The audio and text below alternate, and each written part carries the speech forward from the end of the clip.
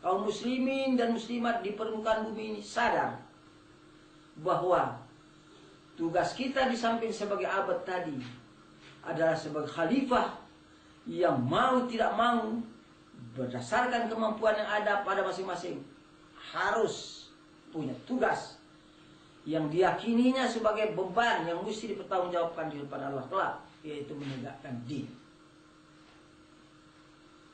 Untuk itu, orang-orang yang berakidah sedemikian haram secara mutlak berpecah belah. Maka wajib i'tisam billah jami'an. Wajib. Dan mafhum khalafahnya wala tafarraqu haram secara mutlak berpecah belah itu. Oh, begitu keras ancaman berpecah belah, diharamkan.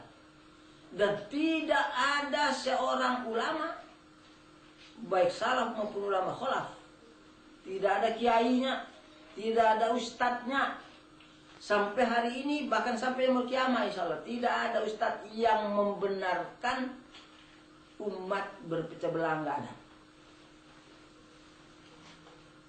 Jadi bukan saja orang yang berpecah belah itu tidak tahu bahwa berpecah belah itu adalah haram, tetapi yang kita sayangkan kalau orang yang sudah yakin bahwa berpecah belah itu adalah haram secara mutlak, itu adalah larangan Allah, lalu dalam keadaan berpecah belah tidak merasa berdosa.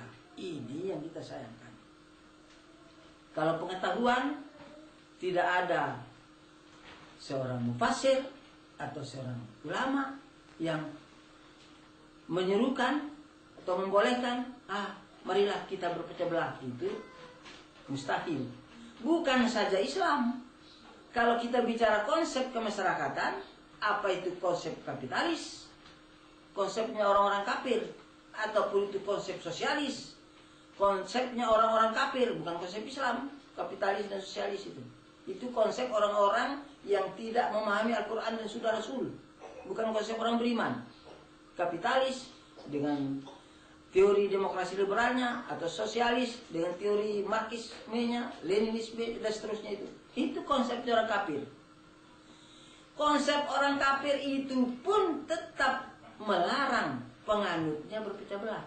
Sebab itu rasional, bisa dipikirkan. Apa sebab? Sebab kalau orang melanggar substansi hukum itu tidak merusak konsep, paling dihukum berdasarkan konsep. Tetapi kalau umatnya, penganutnya berpecah belah, itu yang rusak konsepnya, tidak berlaku, buyar, tidak ada nilainya. Konsep tinggal dibicarakan, tidak ada bukti nyatanya. Akibat perpecahan. Ikhwati fillah, coba kita sekarang berjalan-jalan, walaupun kita tetap di tempat ini, berjalan-jalan sebentar. Ayo ke sudut dunia sana, ke Arab Saudi, ke Timur Tengah, ke Asia gitu. Kita berjalan-jalan sebentar. Apa yang kita mau lihat? Umat Islam. Coba kita bertanya di masjid di Malaysia sana, kepada, tidak usahlah kepada ulamanya juga, kepada umat yang ada di situ. Kita tanya, apa umat Islam sekarang sudah bersatu? Apa masih berpecah belah? Ya, tuan guru, apa tuan besar, apa ustadz, apa ulama? Jawabnya sama dengan kita di sini. Kita jawab, iya, kita belum bersatu, umat Islam ini berpecah belah. Kita pergi ke Timur Tengah, orang Timur Tengah, umat Islam itu tahu juga, memang kita ini masih berpecah belah, tidak bersatu. Tanya begitu. Kita pergi ke Amerika, ke Eropa, umat Islam ini kita tanya, apa umat Islam sudah bersatu di dunia ini? Wah, tidak, masih berpecah belah.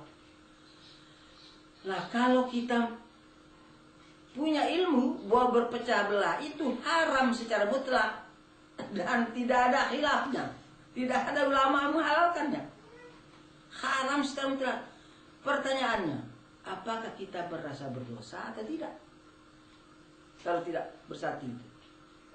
Ini poin yang mesti ditelusuri secara serius, bukan sekedar sekedar pengetahuan lewat, bukan. Ini ada pertanggungjawabnya di depan Allah kelak. Sebab apa? Sebab akibat dari perpecahan itu adalah menghancurkan sebuah konsep. Apa konsep hak maupun konsep batil, sama saja. Di negeri kita ini ada Pancasila UUD 45. Pancasila UUD 45 tidak hancur dengan orang narkoba, dengan maling tidak hancur.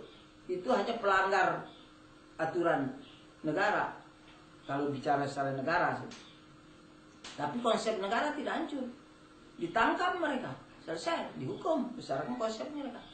Tapi kalau Pancasila UUD 45 penganutnya pecah belah, mesti hancur.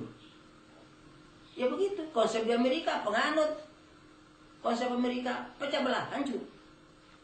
Di Rusia sosialis itu. Penganut sosialis pecah belah, hancur konsep. Ya, begitulah kita Islam ini.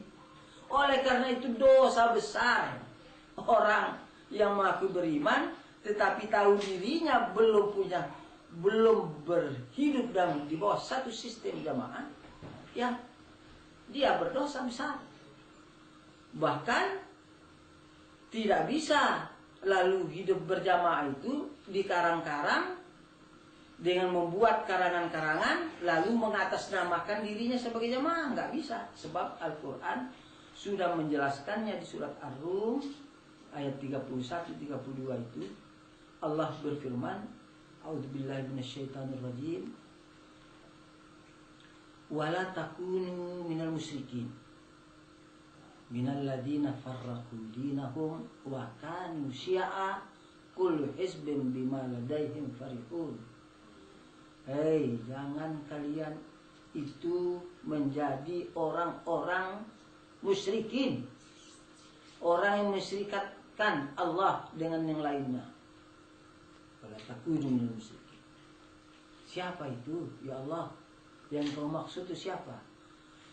Yaitu minalladzina farraqu dinahum, orang yang memecah belah din mereka itu, pecah belah.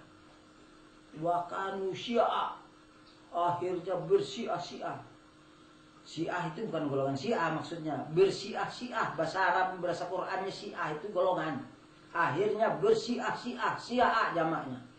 Syiatun, syiatani, Syiah. Bergolong-golongan, banyak macam golongannya. Jadi satu mengaku inilah yang paling benar, satu mengaku golongan inilah yang paling benar. Golongan siapa itu? Yang dikarang oleh Kiai Anu, paling benar. Bicara lagi sana, inilah kami yang paling benar. Golongan siapa? Dikarang oleh Kiai Anu lagi. Sebelah sana mengaku lagi, bikin lagi karangan, jamaah lagi, atas nama jamaah. Sebab dia tahu betul firqah itu haram, syirik hukumnya, firqah. Jadi atas nama jamaah. Menurut siapa? Menurut karangan Kiai Anu lagi, lain lagi.